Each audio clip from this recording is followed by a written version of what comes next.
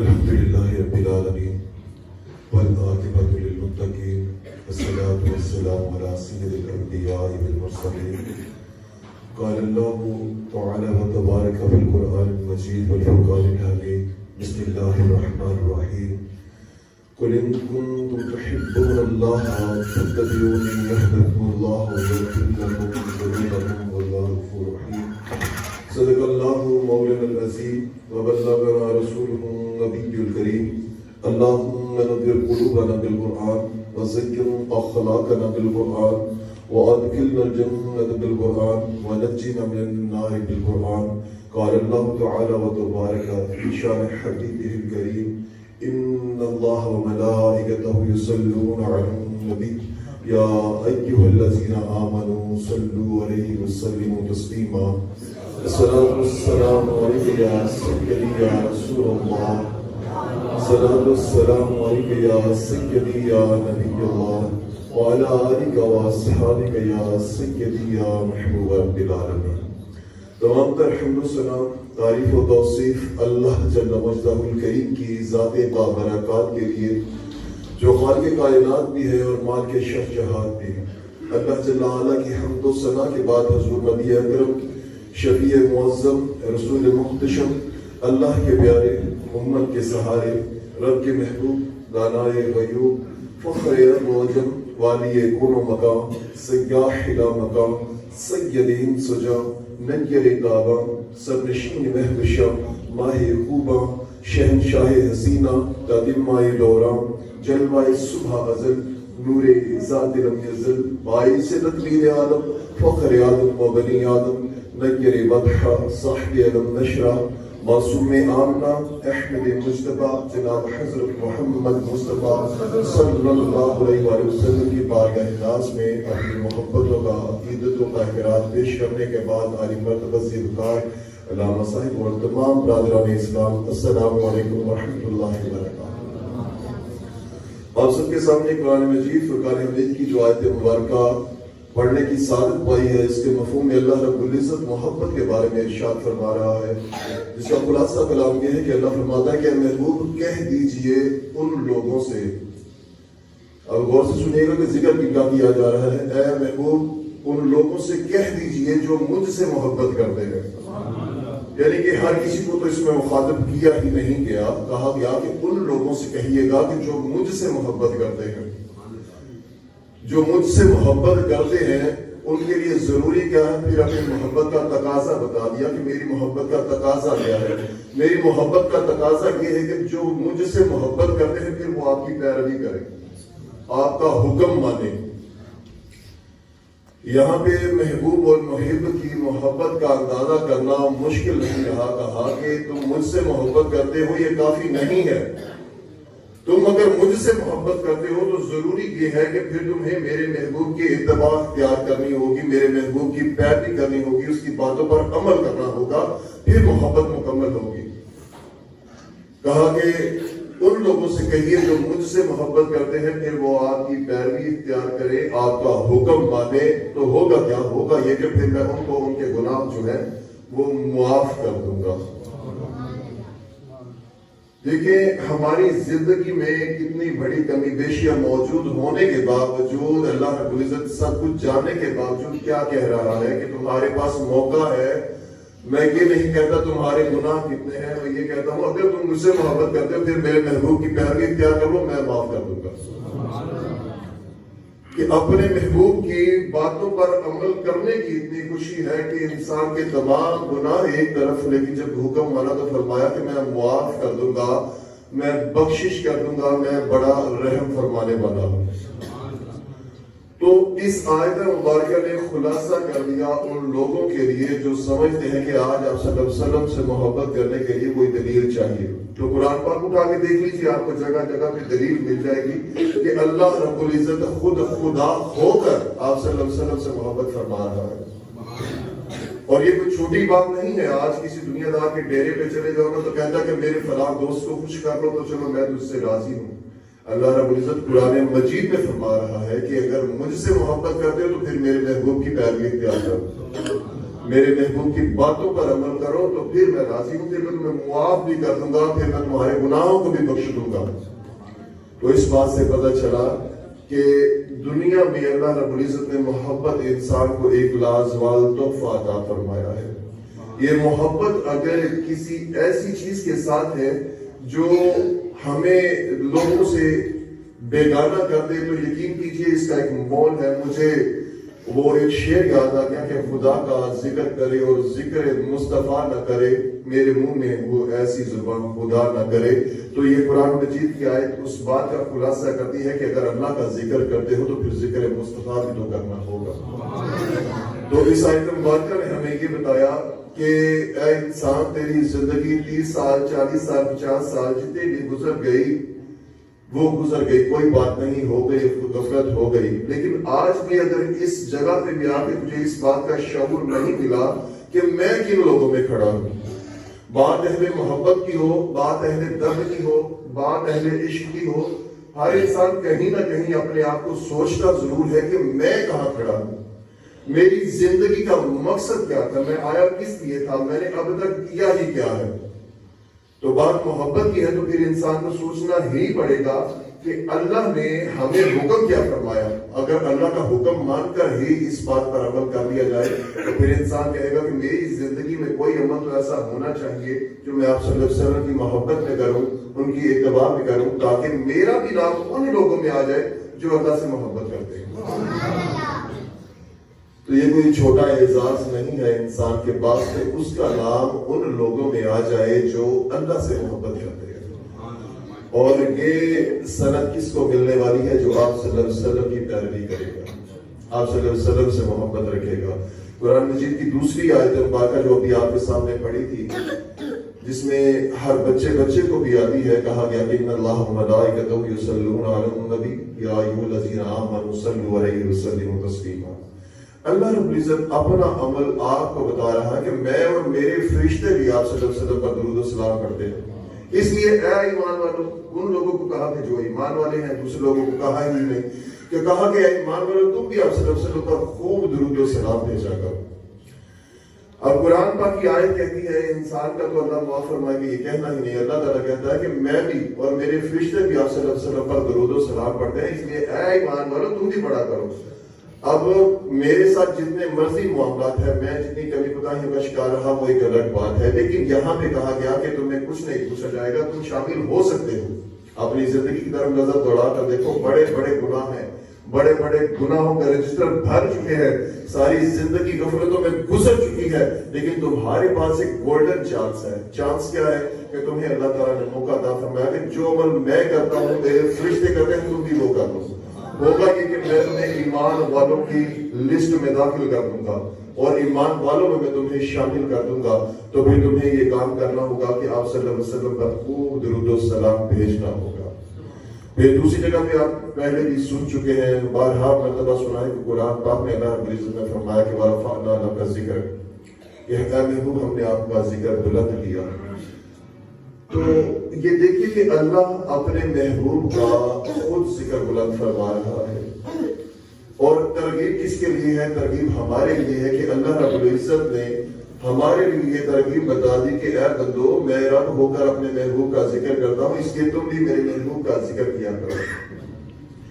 بزرگ فرماتے ہیں کہ ذکر ایک ایسی چیز ہے، اس کے پیچھے کچھ نہ کچھ واقعہ رونما ضرور ہوتا ہے۔ آپ نے کسی سے کچھ لینا دینا ہے تو آپ اس کا ذکر کرتے ہیں، آپ اگر کسی سے محبت رکھتے ہیں اس کا ذکر کرتے ہیں، کسی کے ساتھ آپ کی دشمنی ہے تو اس سے آپ کا ذکر کرتے ہیں۔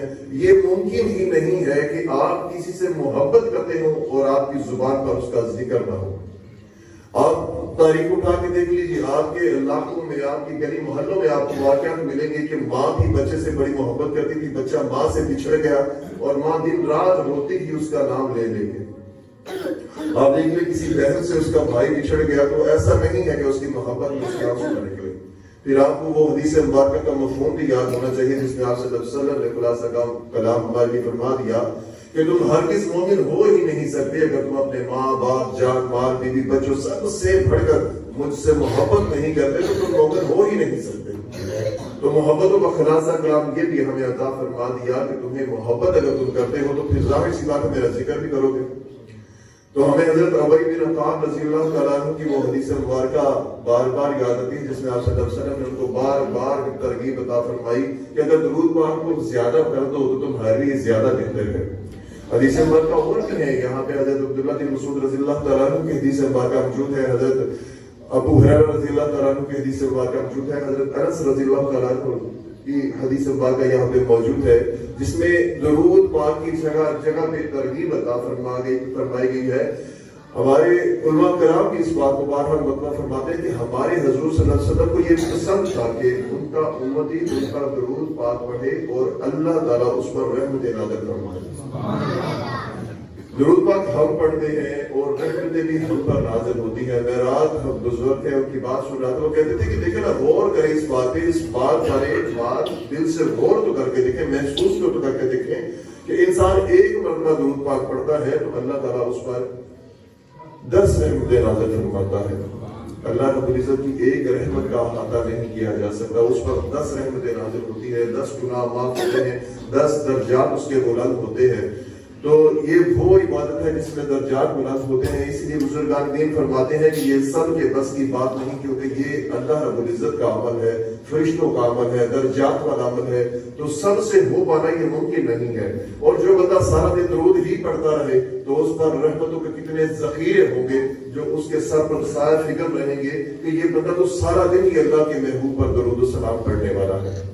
تو ہمیں یہ ترغیب عطا فرمائی گئی ہے کہ اے بندو تم آپ صلی اللہ علیہ وسلم پر خوب درود و سلام بھیجا کرو, کیونکہ یہ ایمان والا ہونے کی نشانی ہے. آپ کو اس لسٹ میں شامل کر دیتا ہے جہاں پہ ایماندار لوگ کھڑے ہوں, تو یہ ہمارے لیے کتنی خوشی کی بات ہے. اور ہمارے بزرگ تو یہ بھی فرماتے ہیں کہ جب تمہارا عقیدہ ہی یہ ہے کہ ہمارے حضور ہمیں دیکھ رہے ہیں, ہمیں سن رہے ہیں, تو پھر تم کس طرح سے درود و سلام نہیں پڑھو گے. جب وہ تمہیں دیکھ رہے ہوں تو تمہارا طرز زندگی کیوں نہیں بدلے گا. جب تمہیں اندازہ ہو کہ تمہارے حضور تمہیں دیکھ رہے ہیں, تمہارا انداز معاشرت کیوں نہیں بدلے گا, تمہاری زبان پر درود و سلام کیوں نہیں ہوگا. جب تم جی کہتے ہو کہ ہمارے حضور ہمیں ملاحظہ فرماتے ہیں, ہمارے حضور ہمیں دیکھتے ہیں, تو محبتیں اگر کہیں پہ ہوں گی تو محبتوں کا تقاضا بھی ہوگا.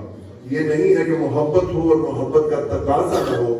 اگر آپ صلی اللہ علیہ وسلم سے محبت کرتے ہیں, اگر آپ اس چیز کا کلیم کرتے ہیں, آپ اس چیز کا دعویٰ کرتے ہیں, دنیا کو بارہا کہتے ہیں کہ میں عاشق مصطفیٰ ہوں, میں آپ صلی اللہ علیہ وسلم سے محبت کرتا ہوں, اگر آپ کا نعرہ بھی یہی ہے کہ غلامی رسول میں موت بھی قبول ہے, جو ہونا عشق مصطفیٰ تو زندگی فضول ہے, تو پھر زندگی ان کے نقش قدم پہ کیوں نہیں چلتی؟ تو پھر ہم ان کی سنتوں پر عمل کرتے کیوں نہیں نظر آتے؟ پھر ان کی محبتوں میں ان کا تذکرہ کرتے کیوں نہیں نظر آتے؟ پھر ہماری زبان پر درود و سلام کے ہدیے کیوں نہیں ہوتے؟ پھر آپ اپنے دل سے پوچھ کے دیکھیں کہیں یہ ہماری خام خیالیاں تو نہیں ہیں. آپ صحابہ کرام کی زندگی اٹھا کر دیکھ لیجئے, حضرت ابوبکر صدیق کی زندگی آسان نہیں تھی, کفار کا مقابلہ کرنا آسان نہیں تھا. حضرت عمر رضی اللہ تعالیٰ عنہ کی زندگی, ان کا عدل دیکھ لیجئے, زندگی ایک مثالی زندگی بنا کر دکھا دی. حضرت عثمان غنی رضی اللہ تعالیٰ عنہ کی شہادت بتاتی ہے کہ انہوں نے ان کے آپ صلی اللہ علیہ وسلم کے فرمان پر کس طرح سے عمل کیا کہ شہادت جو تھی اس کو قبول کر لیا, لیکن خلافت کو ہاتھ سے جانے نہیں دیا, کیونکہ حضور نے فرمایا تھا. آپ حضرت علی رضی اللہ تعالیٰ عنہ کی زندگی کو اٹھا کر دیکھ لیجئے کہ زندگی کیسی شجاعت کے ساتھ گزاری, جو آپ صلی اللہ علیہ وسلم نے تعلیمات عطا فرمائی ان پر پورا اترے. آپ حضرت بلال حبشی رضی اللہ تعالیٰ عنہ کی زندگی کو اٹھا کر دیکھ لیجئے کہ ہاتھوں اور پیروں میں میخیں ٹھوکی گئی, زبان پر چلتے ہوئے کوئلے رکھے گئے اور تپتی ہوئی ریت میں الٹا لٹا دیا جاتا, لیکن زبان سے کمال کی بات یہ ہے کہ پھر بھی عشق کی سزائیں دور نہ ہو سکے. آج ہم ان کے جیسے امتحان تو نہیں دے سکتے, تو کیا ہم اتنا بھی نہیں کر سکتے کہ ہم ان کی محبت میں درود و سلام کرنے والے بن جائیں؟ کیا ہم یہ بھی نہیں کر سکتے کہ ان کی محبت میں کل کو روز محشر جب درود سلام پڑھنے والوں کو آواز دی جائے کہ درود و سلام والے باہر آ جاؤ؟ ہمارے بزرگ فرماتے ہیں کہ اس روز ہر کام کرنے والوں کی کتاریں لگی ہوں گی, جس طرح سے زانی, شرابی, چور, ہر چیز کی الگ الگ ایک لائنیں لگی ہوں گی, تو ظاہر سی بات ہے درود و سلام والے بھی تو ہوں گے نا. تو کہا جائے گا کہ آج میرے محبوب پر درود و سلام پڑھنے والے ذرا باہر آ جاؤ, تو کتنی خوشی کی بات ہوں میں اپنے بچوں کے ہاتھ تھامتا ہوا آپ اپنے بہن بھائیوں کا ہاتھ پکڑ کے اس صف میں شامل ہو جاتے جو کلیم کرتے کہ اے پیارے آقا ہم نے دنیا میں آپ کے ساتھ محبت کا رشتہ جو تھا وہ بنا کے رکھا تھا. ہم نے آپ کی وہ حدیث مبارکہ سن رکھی تھی جس میں آپ نے فرمایا تھا کہ روز محشر سب سے نیڑے وہ ہوگا جس نے دنیا پر جتنا مجھ پر زیادہ درود پاک پڑھا ہوگا. میری اور آپ کی محبت کیسے گوارا کرے گی کہ روز محشر مجھے دور کر دیا جائے, روز محشر میں ان کے قریب نہ ہو سکوں. تو میری اور آپ کی محبت یہ گوارا نہیں کرتی کہ ہمارے صرف کھوکھلے دعوے ہیں اور ہم اپنے دعووں میں کچھ بھی نہ کر سکیں. میری تو خواہش ہے, بلکہ خواہش کا میں آپ کو اپنی زندگی کا ایک واقعہ بتاتا ہوں. ایک وقت وہ آیا کہ اللہ تعالیٰ نے مجھے توفیق عطا فرمائی, میرے دل میں ایک سوچ ڈالی کہ اگر حضرت علامہ اقبال وہ 1 کروڑ مرتبہ درود پاک پڑھ سکتے ہیں تو مشکل نہیں ہے. اگر اللہ نے مجھے 3-4 سال زندگی عطا فرمائی تو انشاءاللہ میں بھی اپنی زندگی میں پڑھ جاؤں گا, تو کیوں نہ میں بھی ارادہ کر لوں. تو زندگی میں اتنا بھروسہ نہیں تھا. اپنی والدہ سے ذکر کیا, اپنے بیٹے سے ذکر کیا, تو انہوں نے میرے ساتھ حامی بھری کہ ہم تمہارے ساتھ ہیں تو یہ عمل کر لیتے ہیں. اپنی بیوی سے ذکر کیا, بہن بھائیوں سے ذکر کیا, رشتہ داروں کے پاس کیا, محلے والوں کے پاس, حتیٰ کہ اپنی محفل کے دوستوں کے پاس آیا. کرتے کرتے الحمدللہ واٹس ایپ پہ, فیس بک پہ گروپ بنائے. ایک وقت تھا جب 1 کروڑ درود پاک پڑھنے کے لیے ہم نے ایک چین شروع کی تھی. پھر آج الحمدللہ ایک وقت یہ ہے کہ ہمارے پاس 2 کھرب سے زیادہ ایک ہفتے کا درود پاک جمع ہوتا ہے. الحمدللہ آج اللہ تعالیٰ نے وہ وقت عطا فرمایا کہ ہمارے پاس لاکھوں کی تعداد میں ایک ہفتے کے قرآن پاک موجود ہوتے ہیں. آج الحمدللہ ہمارے پاس ذکر و اذکار کی وجہ سے بہت ساری جگہوں پہ اللہ تعالیٰ نے ہمیں نمایاں فرمایا. اور میں آپ کے سامنے اس چیز کا اقرار کرتا ہوں, یہ درود پاک کا کمال ہے کہ 3ری مرتبہ مجھے کہیں درس کے لیے بلایا گیا اور بنا میری مرضی کے درود پاک کا بھی درس ہوتا. یہ 3 رمضان ہو چکے ہیں, مجھے الگ الگ جگہ پہ موقع ملتا ہے اور مجھے پتہ چلتا ہے کہ آپ کا بیان ہے اور درود پاک کے حوالے سے بیان ہے. تو میں اپنے آپ میں محسوس کرتا ہوں کہ آقا یہ آپ کا کرم ہے کہ آپ مجھے اس قابل سمجھتے ہیں کہ میری زبان درود پاک کے لیے وہاں پہ جسارت کرے جا کے میں لوگوں سے اس کے بارے میں بتا سکوں کہ دیکھو محبت ہے تو پھر کوئی دلیل پیش کرو, محبت ہے تو پھر اپنی زندگی سے ثابت کرو, محبت ہے تو یہ جو 30-40 سال کی زندگی تم نے اپنی مرضی سے گزاری تھی نا, آج اس میں کوئی عمل پیدا کرو. یہ کبھی بھی محبت نہیں ہے کہ میں اپنی زندگی اپنی مرضی سے گزاروں, کھاؤں پیوں سو جاؤں. تو اس کے بارے میں اکثر ایک بات کہا کرتا ہوں کہ اگر کھانا پینا سونا اور بچے پیدا کرنا ہی کام ہے تو پھر یہ کام تو جانور بھی کرتے ہیں. تو میں نے اور آپ نے حضرت انسان ہو کے کیا خاص کام کیا.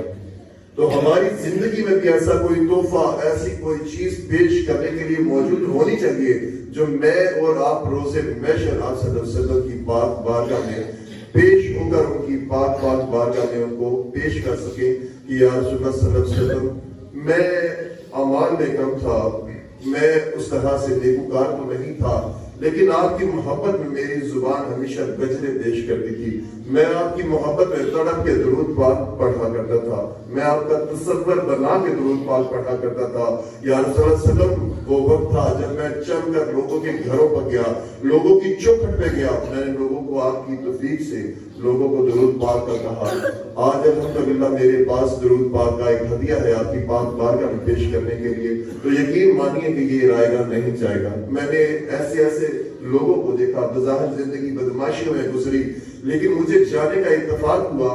اور جانے کا اتفاق ہوا تو جب وہاں پہ درود پاک پیش کیا جاتا ہے فوتگی پہ جنازے کے وقت میں, تو احساس ہوا کہ یہ بندہ درود شریف پڑھتا تھا اور پتہ چلا کہ واقعہ ہی پڑھتا تھا. زندگی جیسی بھی گزری لیکن درود پاک پڑھتا تھا. تو جنازے کے وقت وہاں پہ درود پاک پیش ہونا یہ بتا رہا تھا کہ آقا صلی اللہ علیہ وسلم نوازنے والے ہیں. اگر کسی نے محبت سے ایک بار بھی پڑھا ہوگا تو اس کو زندگی میں لاکھوں کے حساب سے عطا کیا جائے گا. درود شریف پڑھنے والا جو ہے وہ کبھی نامراد نہیں ہوتا, اس کی زندگی میں ہمیشہ روشنیاں رہتی ہیں. میں نے اپنی زندگی سے سیکھا ہے کہ تمہاری زندگی میں جتنے بھی مشکلیں ہوں گی, درود شریف پڑھنا کر دو, درود شریف پڑھنا شروع کر دو, مشکلیں یاد ہی نہیں رہتی کہ زندگی میں کبھی مشکل کوئی تھی بھی. اللہ تعالیٰ آپ کو آسانیاں، آپ کو آسودگی عطا فرما دیتا ہے، اللہ تعالیٰ آپ کی زبان کو پاک کر دیتا ہے، اللہ تعالیٰ آپ کی زبان میں اثر رکھ دیتا ہے، آپ کے بہن بھائیوں میں اللہ تعالیٰ آپ کو نمایاں کر دیتا ہے، حتیٰ کہ آپ کے علاقے میں اللہ تعالیٰ آپ کو ایک اچھی اور منفرد پہچان عطا فرما دیتا ہے، کیونکہ اللہ تعالیٰ نے تو قرآن پاک میں فرما دیا کہ اے ایمان والو، تو جب تم ایمان والے بن گئے تو پھر اللہ تعالیٰ تمہیں کس طرح سے رائے گاہ جانے دے گا۔ قرآن پاک میں اللہ تعالیٰ نے فرمایا ہے وَمَا كَانَ اللَّهُ لِيُضِيعَ إِيمَانَكُمْ إِنَّ اللَّهَ بِالنَّاسِ لَرَءُوفٌ رَحِيمٌ، کہ یہ اللہ رب العزت کی شان نہیں ہے کہ وہ تمہارے ایمانوں کو ضائع کرے، پھر تم اس کی محبت، اس کے محبوب کی محبت کا دعویٰ کرو اور وہ تمہارے ایمان کو ضائع کر دے، تو یہ ممکن بات نہیں ہے۔ میں آپ سب سے گزارش کرتا ہوں کہ خدا را آپ اہل شعور ہیں، ایک بار سوچ کر دیکھیے، بہت پہلے کی بات نہیں، آپ کو لگے گا کہ ایک خواب ہے، آپ بچپن میں تھے، آپ بچے تھے، آپ چھوٹے تھے اور ایک چٹکی بجاتے ایک وقت گزرا، آج آپ دیکھیے آپ کس عمر کے کس حصے میں موجود ہیں، اور یہ وقت دور نہیں ہے جب آپ کو پیش کر دیا جائے گا، پھر آپ کو اندازہ ہونے لگ جائے گا کہ زندگی واقعی میں موج کھیل تماشا تھی، یہ لوگوں کی جانچ پرکھ کے لیے اور ان کو آزمانے کے لیے تھی، اور میں اور آپ اس زندگی کے معیار پر کس طرح سے پورے اترے ہیں یہ میں اور آپ بہتر جانتے ہیں۔ خود کو تسلیاں دینے کی بجائے اپنے دل میں آج ایک عہد کر کے اٹھیں کہ میں جب تک زندگی ہے آپ صلی اللہ علیہ وسلم پر محبت سے درود پاک پیش کیا کروں گا، اور ان کی محبت میں لوگوں کو اس بات کی ترغیب دوں گا۔ مجھے آج سے تقریباً 4-5 سال پہلے کی بات ہے، شاید اس سے بھی قبل کی بات ہو، کسی جگہ پہ جمعہ پڑھانے کا اتفاق ہوا شہر میں وہاں پہ گیا، درود شریف کے حوالے سے بیان کیا، اور بیان کرنے کے بعد وہاں پہ ایک بندہ مجھ سے ملا، اس نے مجھ سے نمبر دیا، یقین کریں آج تک ان کا درود پاک ہمارے گروپ میں شامل ہوتا ہے۔ تو ترغیب جو ہے وہ رائے گاہ نہیں جاتی، آپ کا ایک لفظ آتا ہے کہ جملہ جو ہے وہ اللہ پاک کی بارگاہ سے آپ کے لیے رحمتیں سمیٹ کر آپ پر برستا رہے گا۔ آپ اپنی زندگی میں اس عمل کو بنا لیجئے اور خالص تک، کیونکہ اگر آپ کی نیت اللہ تعالیٰ کی رضا ہو، آپ صلی اللہ علیہ وسلم کی محبت کا حصول ہو، تو پھر آپ کی زندگی انشاءاللہ بدل جائے گی، یہاں سے اٹھتے ہی بدل جائے گی، کیونکہ یہ محبت جب کسی کے دل میں آ جاتی ہے تو وہ پھر اللہ تعالیٰ کے مقرب اور خاص بندوں میں شامل ہو جاتا ہے۔ اگر ہم اس پر عمل نہ کر سکیں تو یہ ضرور سوچئے گا کہ روز محشر میرا مقام کیا ہوگا، یعنی کہ ہم نے 60-70 سال 80 سال زندگی گزاری اور ہم کچھ بھی نہ کر سکے، ہم پچھلی امتوں کی طرح مر جائیں، آج ہمارے مرنے کے بعد ہماری گلی محلے میں ہمیں کوئی نہ جانتا ہو، تو یہ کیسی زندگی؟ عمل تو یہ ہونا چاہیے کہ جب میں اور آپ یہاں سے جائیں تو گلیاں اور محلے اور یہ پوچھے بتائیں کہ یہ بندہ کون تھا، یہ بندہ کیا کر کے گیا۔ اور روز محشر آپ کی جو اولاد ہے یہ آپ کا گریبان پکڑ کر نہیں بلکہ آپ کا ہاتھ پکڑ کر آپ کو اللہ رب العزت کی بارگاہ میں لے کے جائے کہ اے اللہ جوانی اس کو بھی ملی تھی، اے اللہ خواہشات اس کی بھی تھی، اے اللہ کرنے کو یہ بھی منمانیاں کر سکتا تھا، لیکن اللہ اس نے بڑا سونا وقت گزارا، ہمیں تیری محبتوں کا درس دیا کہ اگر تم مجھ سے محبت کرتے ہو تو پھر میرے رب کے فرامین کو بھی پورا کرنا ہوگا اور اس کے محبوب کی محبت کو بھی پانا ہوگا۔ تو آئیے آج سے عہد کرتے ہیں کہ اللہ تعالیٰ نے ہمیں یہ جو موقع مناسبت بنا کے پیغام پہنچایا ہے کہ دیکھو اگر ایمان والوں میں آنا چاہتے ہو تو یہ رحمتوں کا مہینہ ہے، رحمتیں لوٹ لو، آ جاؤ، ان لوگوں میں شامل ہو جاؤ، تم سے تمہارے گناہوں کا نہیں پوچھا جا رہا کہ تم کتنے بڑے گناہگار ہو، بلکہ یہ بتایا جا رہا ہے کہ میری رحمتیں کتنی وسیع ہیں جو برسنے کے لیے تیار ہیں۔ تمہیں صرف یہ کہا جاتا ہے کہ صرف کے دل سے رحم کرو اور آ جاؤ۔ دعا ہے کہ اللہ رب العزت ہمیں قابل عمل باتوں پر عمل پیرا ہونے کی توفیق عطا فرمائے۔ دوران گفتگو اگر کوئی غلطی ہوئی ہے تو اللہ رب العزت اپنے حبیب کے صدقے معاف فرمائے۔ وما علینا الا البلاغ۔ اللهم صل على سيدنا محمد وعلى آل سيدنا محمد وبارك وسلم عليه. اللهم أنت السلام ومنك السلام وعليك يرجع السلام. حينا ربنا بالسلام واغفر دار السلام. تبارك ربنا وتعالى يا ذا الجلال والإكرام. ربنا آتنا في الدنيا حسنة وفي الآخرة حسنة وقنا عذاب النار وقنا عذاب القبر وقنا عذاب الحشر وقنا حساب الميزان. اے اللہ رب العزت، ہم سب کا یہاں پر بیٹھنا، تیری پاک بارگاہ میں اپنی عرض گزاری پیش کرنا، میرے ٹوٹے پھوٹے الفاظ اور ہم سب کا دیا ہوا قیمتی وقت ہے اللہ اپنے حبیب کے صدقے قبول و منظور فرما. اے اللہ جو ٹوٹے پھوٹے الفاظ تیری پاک بارگاہ میں ادا کیے ہیں، اے اللہ ان میں ہماری محبت کو قبول فرما. اے اللہ ہماری زندگی کا مقصد تیرے دین کی سرفرازی، ہم اسی لیے مسلمان، ہم اسی لیے نمازی. اے اللہ ہمیں ہماری زندگی کا مقصد یاد دلا دے. اے اللہ خواہشات کو پال لینا، خواہشات کے پیچھے بھاگنا، روزگار کے لیے پریشان ہونا، یہ زندگی نہیں تھی. اے اللہ تیری معرفت حاصل کرنا، تیرے محبوب سے محبتوں میں آگے بڑھ کر اپنی جانثاریاں پیش کرنا زندگی ہے. اے اللہ ہمیں ہماری زندگی کا حسن لوٹا دے. اے اللہ ہمیں حقیقتاً اپنے محبوب سے محبت کرنے والا بنا دے. اے اللہ خود کو دلیلیں دینے کے بجائے اپنے اندر دلیل پیدا کرنے کی توفیق عطا فرما دے. اے اللہ ہمیں حقیقتاً مسلمان بنا دے. اے اللہ ہمیں حقیقتاً غیرت ایمانی لوٹا دے. اے اللہ جس وجہ سے ہم مسلمان ہیں، مسلمان کا مطلب ہی اللہ تابعدار ہے، فرما بردار ہے. اے اللہ ہمیں حقیقت فرما بردار اور تابعدار بنا دے. اے اللہ ہمیں ہر نیک عمل اپنی رضا کے لیے کرنے کی توفیق عطا فرما.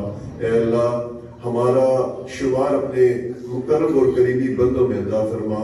اے اللہ ہم سے جو غلطیاں، جو کوتاہیاں ہو گئی ہیں، اے اللہ ان پہ ہماری پکڑ نہ کرنا. اے اللہ ماہ صیام کے صدقے، اپنے پیارے محبوب کی محفل کے صدقے، اے اللہ ہم سب کے صغیرہ اور کبیرہ گناہوں کو معاف فرما کے نیکی میں بدل دے اور ہمیں پکی سچی توبہ کی توفیق عطا فرما. اے اللہ خاتمہ بالایمان فرمانا، نزا کے وقت آسانی فرمانا، زبان پر کلمہ طیبہ کا ورد عطا فرمانا. جب نزا کا وقت ہو اپنے محبوب کا سخنا سا پیارا سا مکڑا دکھا دینا اور ہم گناہ گاروں کے سر سجدے میں جھکا دینا.